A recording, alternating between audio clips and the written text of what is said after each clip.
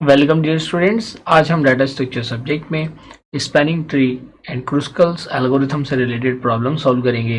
ये वो प्रॉब्लम्स होंगी या तो प्रीवियस ईयर एग्जामिनेशन में पूछी जा चुकी हैं या पूछी जा सकती हैं। जैसा आप अपनी स्क्रीन पे देख पा रहे हो, इससे रिलेटेड टू टाइप्स की प्रॉब्लम्स पूछी जाती हैं, लाइक डिस्क्राइब क्रुस्कल्स एल्गोरिथम और फाइंड मिनिमल स्पैनिंग ट्री या minimum spanning tree for the given graph using Kruskal's algorithm.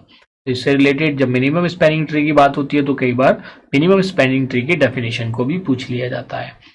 तो इससे रिलेटेड जो क्वेश्चंस बनते हैं usually theoretical as well as numerical दोनों बनते हैं। अगर मैं थ्योरी क्वेश्चन की बात करूं तो थ्योरी क्वेश्चन में इससे रिलेटेड एल्गोरिथम पूछी जाती है, और न्यूमेरिकल पार्ट की अगर मैं बात करूं तो न्यूमेरिकल पार्ट में जो गिवन ग्राफ होगा उसके करस्पॉन्डिंग जो आप डिटरमाइन करेंगे या फाइंड करेंगे स्पैनिंग ट्री, उसको आप कंसिडर कर सकते हैं as a numerical problem.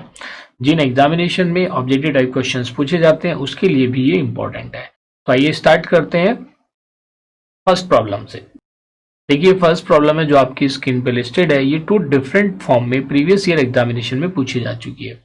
Like what is minimum spanning tree, write Kruskal's algorithm to find minimum spanning tree, और this problem can be asked as what is minimum spanning tree, write short note on Kruskal's algorithm. तो this is the way of asking this problem. अब बात आती है कि how to write the answer जिससे कि हमें ज्यादा से ज्यादा मार्क्स एग्जामिनेशन में स्कोर हो जाए। तो अगर हम उसके पॉइंट ऑफ व्यू से बात करते हैं कि जिससे कि हम ज्यादा मार्क्स स्कोर करें तो कैसे एग्जामिनेशन में इसको प्रेजेंट करें, तो सबसे पहले आप क्या लिखेंगे, आंसर के क्वेश्चन नंबर 1। अगर इसका पार्ट भी होता तो आप पार्ट भी मेंशन करते। यूजुअल मिस्टेक बच्चों से यहाँ पे ये भी हो जाती है। तो सबसे पहले आप हेडिंग लिखेंगे मिनिमम स्पैनिंग ट्री,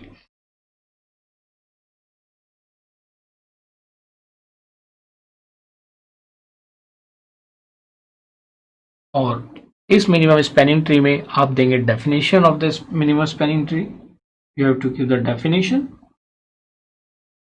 जो डेफिनेशन हमने लर्निंग मॉड्यूल में डिस्कस करी है बिल्कुल वही डेफिनेशन आप इसको एग्जामिनेशन में लिखेंगे। You have to refer the learning module, जिसमें आपने देखा था कि अगर आपके पास कोई ग्राफ है जिसमें n नोड्स हैं या वर्टिसेस हैं, तो अगर आप उन n वर्टिसेस को विदाउट फॉर्मिंग एनी साइकिल और लूप अगर n-1 एजिस से कनेक्ट कर दो तो then that graph is called minimum spanning tree. ये चीज क्लियर है। फिर कहता है write Kruskal's algorithm to find the minimum spanning tree.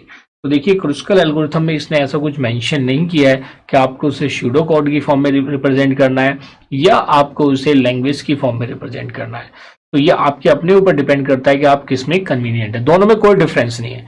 आपको सिर्फ मेक, फाइंड और यूनियन, उसमें 3 चीजों का ध्यान रखना है। बस उसमें लैंग्वेज की फॉर्म में उसी चीज को लिख देते हैं, उसमें हम सूडो कोड की फॉर्म में लिख देते हैं।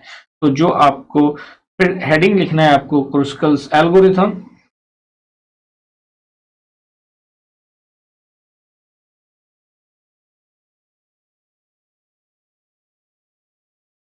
और क्रुस्कल्स एल्गोरिथम को आप यहाँ पे स्टेप बाय स्टेप रिप्रेजेंट करेंगे। And for this you have to refer the learning module. जो आपने नोट्स प्रिपेयर किए होंगे लर्निंग मॉड्यूल के, उन नोट्स को आप रेफर करिए और एल्गोरिथम को आप रिप्रेजेंट कर दीजिए। तो इस तरह से अगर आप चीजों को रिप्रेजेंट करेंगे, और आप इसमें क्या रिप्रेजेंटेशन, जैसे मिनिमम स्पैनिंग ट्री का था आपने डेफिनेशन दे दी, आप मिनिमम स्पैनिंग ट्री के यहाँ पे टाइप्स भी रिप्रेजेंट कर सकते हैं। जब आप स्पैनिंग ट्री कराएंगे कि मोस्टली हम 2 टाइप से या 2 वेज में या 2 टेक्निक्स की हेल्प से मिनिमम स्पैनिंग ट्री क्रिएट करते हैं। The first one is Kruskal's algorithm and the second is Prim's algorithm या प्रिम्स टेक्निक। तो आप इसमें ये चीज बताने के बाद आप इसकी डेफिनेशन दे दें और फिर आप क्रुस्कल्स एल्गोरिथम को यहाँ पे रिप्रेजेंट करते हैं। तो जितने भी स्टेप्स मैंने स्टेप बाय स्टेप आपको रिप्रेजेंट कराया था उन चीजों को आप मेंशन कर दें। और based on the weightage in the examination, कई बार क्या होता है, explain Kruskal's algorithm with suitable example. आप एक ग्राफ बनाओगे, weighted graph, weighted undirected graph आप लोगे और उसको कनेक्ट करके आप बताओगे कि किस तरह से क्रुस्कल्स एल्गोरिथम वर्क करती है। ये आपको सिर्फ बच्चे जो यूजुअली इसमें मिस्टेक करते हैं वो ये करते हैं, जो वेट होता है वेट के असेंडिंग ऑर्डर का ध्यान नहीं रखते, वो आगे पीछे हो जाता है, तो उसकी वजह से उनका टाइम भी वेस्ट हो जाता है और कई बार आंसर भी रॉन्ग हो जाता है। तो आई होप कि आप ऐसे मिस्टेक एग्जामिनेशन में नहीं करेंगे। और जो पेन का यूटिलाइजेशन है जैसे थियोरेटिकल है, तो इन चीजों का बड़ा मेजर रोल होता है प्रेजेंटेशन का भी। तो वैसे तो इंजीनियरिंग में एज सच मेन कॉन्सेप्ट ही होता है, लेकिन जहां पे थियोरेटिकल पेपर आता है तो फिर भी प्रेजेंटेशन मेन रोल प्ले करती है। आइए देखते हैं नेक्स्ट प्रॉब्लम, जो प्रीवियस थ्योरी प्रॉब्लम है, जिसमें मैंने कहा था कि थ्योरी में वो एल्गोरिथम को भी हम थ्योरी में कंसीडर कर सकते हैं। तो आइए देखते हैं न्यूमेरिकल टाइप किस टाइप की प्रॉब्लम इससे पूछी जाएगी। देखिए सेकंड प्रॉब्लम है, use Kruskal's algorithm to determine the minimum spanning tree of the graph given below. ये ग्राफ है और इसके करस्पॉन्डिंग हमें minimum spanning tree find out करना है। तो जैसा कि हमने लर्निंग मॉड्यूल में डिस्कस किया है, तो उसके बेसिस पे हम क्या करेंगे, सबसे पहले जितनी भी एजेस हैं उनको ascending order of their weight में अरेंज करेंगे। ये सेकंड पार्ट है। फर्स्ट पार्ट में हम क्या करते थे, फर्स्ट पार्ट में जितने भी हमारे नोड्स गिवन है उन नोड्स को हम ग्राफिकली रिप्रेजेंट कर देंगे या उनको एज ए ट्री हम स्पेस में एलोकेट कर देंगे।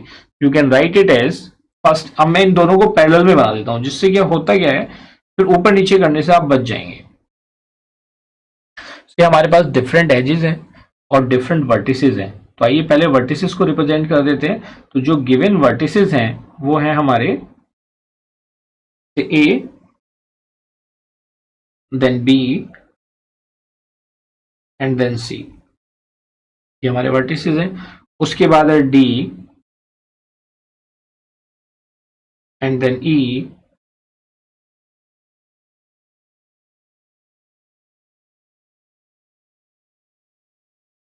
And then F. उसके बाद जो वर्टिसेस हैं जी, एच एंड आई, ये डिफरेंट वर्टिसेस हैं। अब इन वर्टिसेस को हम, ये तो फर्स्ट स्टेप हो गया कि भाई हमने ये सारे नोड को हमने एज ए इंडिविजुअल ट्री यहाँ पे कंसीडर कर लिया। अब जो एजेस है जो गिवन ग्राफ है उनको असेंडिंग ऑर्डर में हम अरेंज करेंगे और एक प्रायोरिटी क्यू में इंसर्ट कर देंगे। प्रायोरिटी क्यू जो मैं वर्ड यूज करता हूँ वो तो यूटिलाइजेशन आपको इंप्लीमेंटेशन टाइम पे होगा, लेकिन अगर इसको हम मैथमेटिकली सॉल्व कर रहे हैं तो यहाँ पे प्रायोरिटी क्यू का सच कॉन्सेप्ट नहीं है।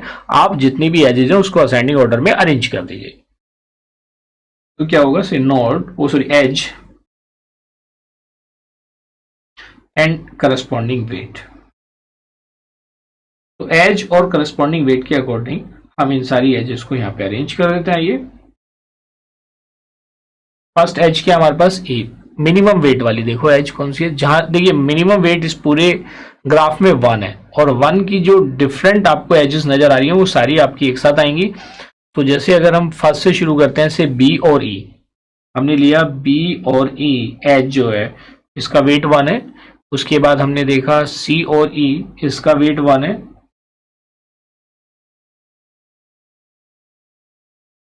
सी और ई का वेट 1 है। उसके बाद ई एच का वेट 1 है। ई एच के बाद आप देखोगे एच एफ का वेट 1 है। ये हमने वैल्यूज ले ली, ये 1 वेट वाली होगी। अब हम आइडेंटिफाई करेंगे इसके हायर वेट वाली। भाई इसके हायर वेट वाली देखते हैं। तो हायर वेट में क्या आता है, 2। तो 2 वेट को अगर हम देखेंगे तो ए बी है। ए बी के बाद क्या है, ए डी है। ये भी 2 है और ये भी 2 है।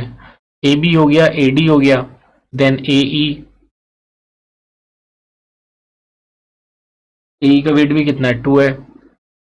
उसके बाद आप देखिए ए बी हो गया, ए डी हो गया, ए ई हो गया, देन डी ई, इसका भी वेट 2 है। डी ई के बाद हमने यहाँ पे 1 2 3 4 को एजिस को कंसिडर कर लिया। फिफ्थ देखिए सी एफ, सी एफ का वेट भी कितना है, 2। The C of C F weight is also 2। अब देखिए ऐसा कोई और एज बचा हुआ है, मुझे जो यहाँ पे विजिबल हो रहा है वो 5 एजेस ही हैं और 5 के 5 एजेस को हमने कंसीडर कर लिया है। अब आइए देखते हैं 3 वेट वाले एजेस। तो 3 वेट में अगर आप देखेंगे तो कौन कौन से, E F weight is 3। E F के बाद आपने देखा एफ आई वेट इज 3।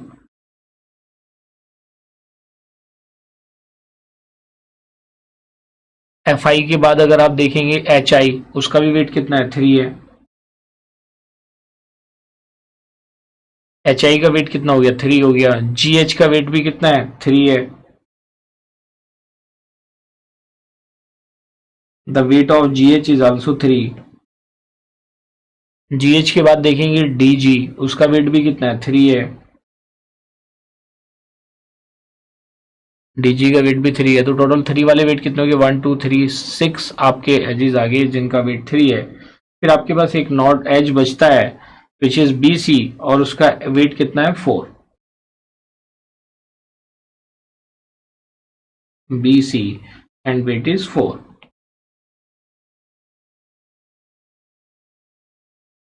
ये हमने ले लिया। आइए अब इसमें जो हमारा प्रोसीजर है, ये हमने सेकंड स्टेप कंप्लीट कर लिया है यहाँ पे, this is the second step.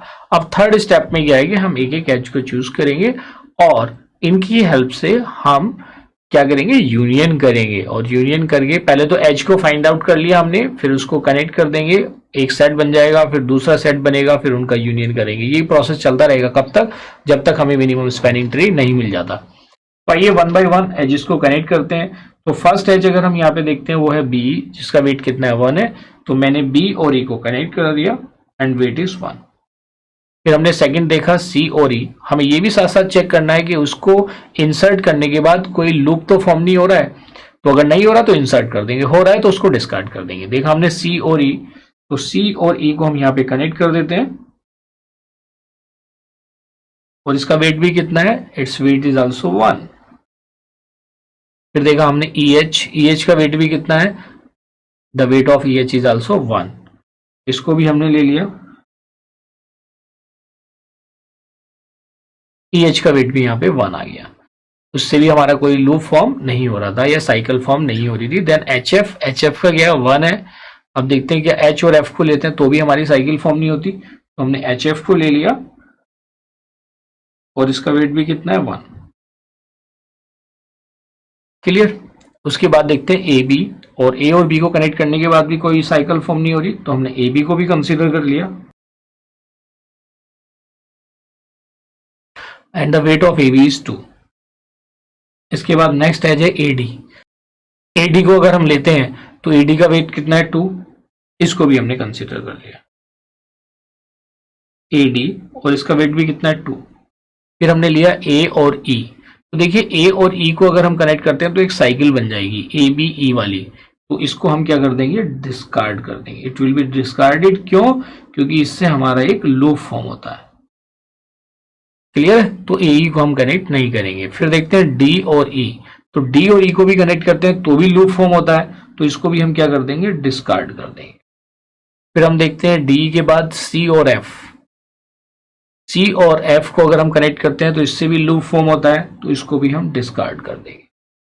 C F के बाद देखा ई और एफ, ई और एफ को कनेक्ट करते हैं तो भी इससे साइकिल फॉर्म होती है, इसको भी हम क्या कर देंगे, डिस्कार्ड कर देंगे।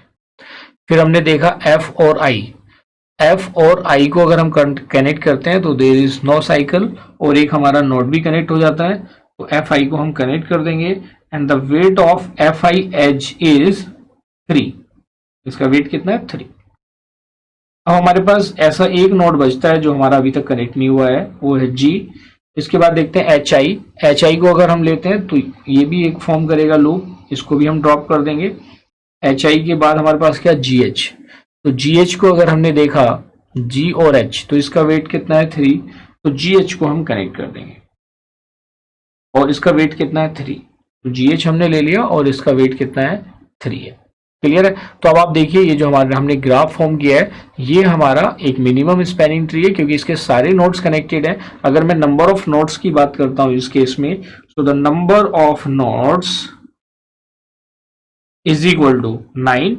ये आपके पास 9 नोड्स हैं, A B C D E F G H I, ये हमारे 9 नोड्स हैं। और जो नंबर ऑफ एजेस हैं, number of edges is equal to कितना हो गया, 1 2 3 4 5 6 7 8। तो ये हमारी प्रॉपर्टी को फुलफिल कर रहा है। So this is the required minimum spanning tree. This is the required minimum spanning tree. उसने खाली मिनिमम स्पैनिंग ट्री की बात करी है, उसने वेट की बात नहीं करी है, लेकिन आप फिर भी चाहें तो आप इसमें मिनिमम वेट फाइंड आउट कर सकते हैं। So the minimum weight, total minimum weight total minimum weight is equal to कितना हो जाएगा, आप इन सबको ऐड कर दो। 1 कितने टाइम्स आया, 4 टाइम्स, 1 प्लस 1 प्लस 1, 1 के बाद 2 कितने टाइम्स आया, 2 2 टाइम्स आया, तो प्लस टू 6 हो गया। और 3 कितने टाइम्स आया, 2 टाइम्स, प्लस 3। इसकी वैल्यू आइए देखते हैं कितनी आती है।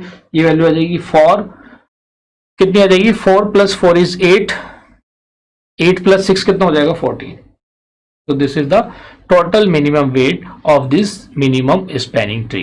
ये आपने कैलकुलेट कर लिया। फिर से आप इसका चाहो तो एडिशन क्रॉस चेक कर लो। 4 plus 2 is 6 plus 2 is 8 plus 3 is 11 plus 3 is 14। तो इन दिस वे अगर एग्जामिनेशन में कोई प्रॉब्लम आती है तो आप उसको सिंप्लीफाई करेंगे। आइए देखते हैं इस टाइप की अगर कोई और प्रॉब्लम एग्जाम में पूछी गई है रिलेटेड टू दिस टॉपिक।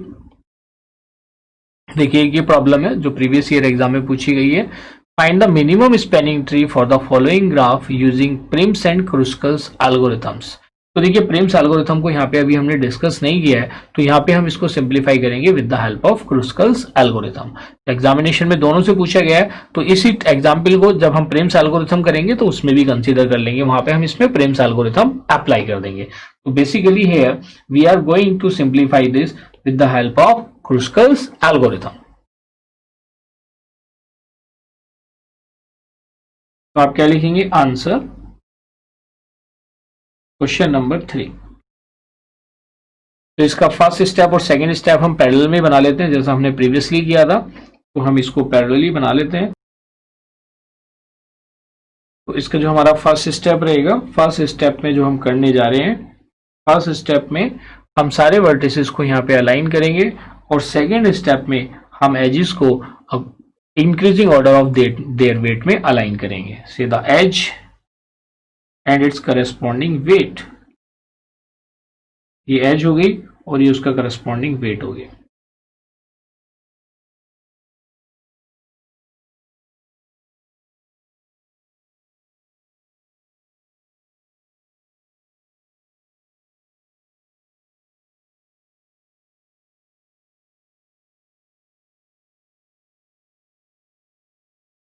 तो सबसे पहले जो गिवन वर्टिसेस हैं आइए उनको देख लेते हैं। हमारे वर्टिसेस हैं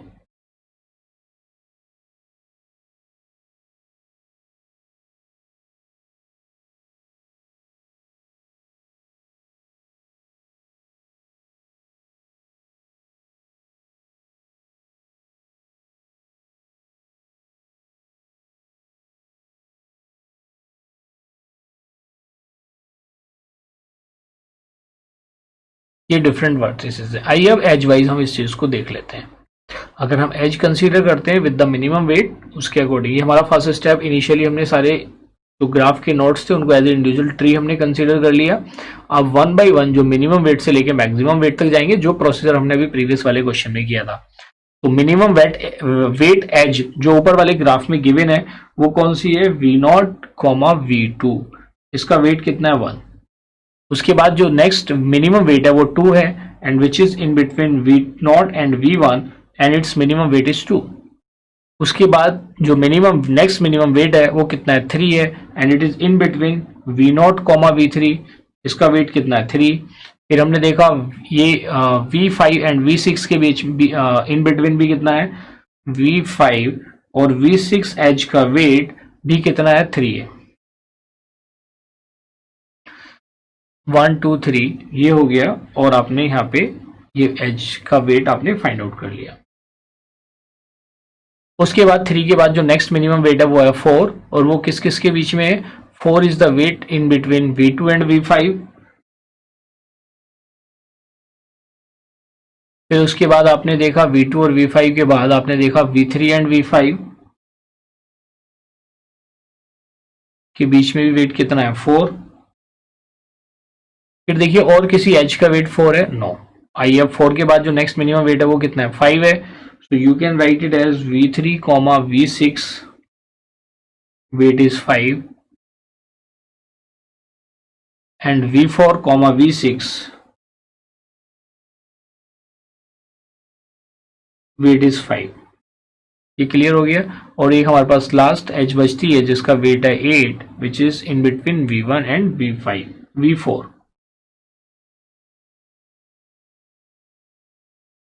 तो V1 and V4 wait is 8, ये वाला है जो लास्ट वाला है। तो सारे एजेस को ascending order of their weight में हमने अरेंज कर दिया। अब जो थर्ड स्टेप हमारा फॉलो होता है कि एक एक एज को चूज करेंगे और जो लेफ्ट वाला इनिशियल फेज था उसके ट्रीज को आपस में कनेक्ट करेंगे। फिर अगर ऐसा कोई एज आता है किसी दूसरे पार्ट को लेता है तो एक तरह से हम उनके बीच में यूनियन स्टैब्लिश करते चले जाएंगे। तो फर्स्ट एज है और ऐसे एज को हम चूज नहीं करेंगे जिससे साइकिल फॉर्म होगी।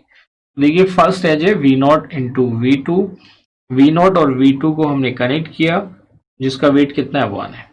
फिर हमने देखा V0 और V1, तो V0 और V1 में हमने देखा कि इसका वेट है 2, तो हमने इन दोनों को कनेक्ट कर दिया V0 एंड V1 और इसका वेट कितना है 2 है। फिर हमने देखा V0 एंड V3, तो V0 एंड V3 को हमने देखा तो इसका वेट कितना है 3 है, तो V0 और V3 को हमने कनेक्ट किया एंड वेट इज 3 और इसके कनेक्ट करने से कोई साइकिल भी फॉर्म नहीं हो रही है।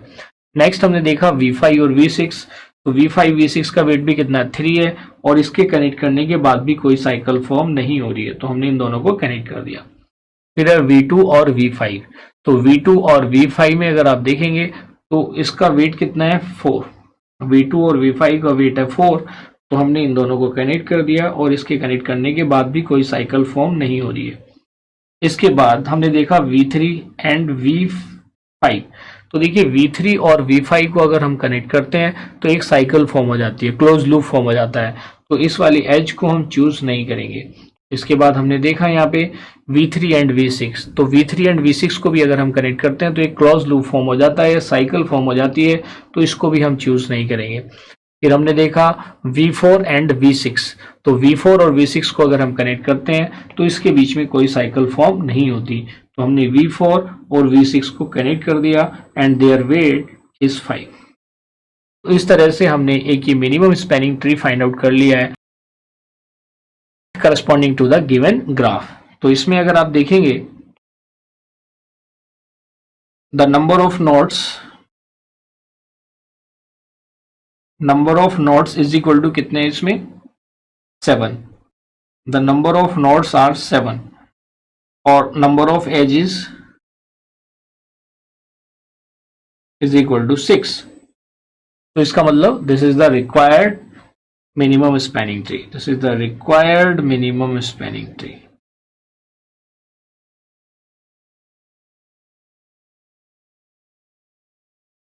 or you can say MST, in short it is known as MST। तो इसका आप मिनिमम वेट भी फाइंड आउट कर सकते हैं। सो द मिनिमम वेट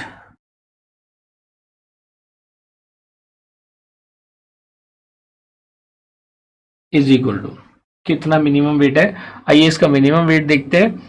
तो minimum weight is total minimum weight you can say of this MST is 1 plus 2 plus 3 plus 3 plus 4 plus 5, 1 plus 2 plus 3 plus 3 plus 4 plus 5। तो आइए इसकी value देखते हैं कितनी आती है। ये आ जाएगा 3 plus 3 plus 3 9, 9 plus 4 is 13 plus 5 is 18। Clear. तो देखिए इस तरह से कोई भी प्रॉब्लम अगर मिनिमम स्पैनिंग ट्री की आती है related to the Kruskal's algorithm, तो आई होप कि आप उसको एग्जामिनेशन में सिंप्लीफाई कर लेंगे। और आपने देखा कि जो स्टार्टिंग में हम ये लर्निंग आउटकम लेके चले थे, आपने देखा कि इन्हीं लर्निंग आउटकम से रिलेटेड प्रीवियस ईयर एग्जाम में प्रॉब्लम्स पूछी गई है। तो जो मुझे लगता है कि अब आपको इससे रिलेटेड कोई भी प्रॉब्लम अगर एग्जाम में पूछी जाएगी तो आप उसे सक्सेसफुली अटेम्प्ट करेंगे। Thank you.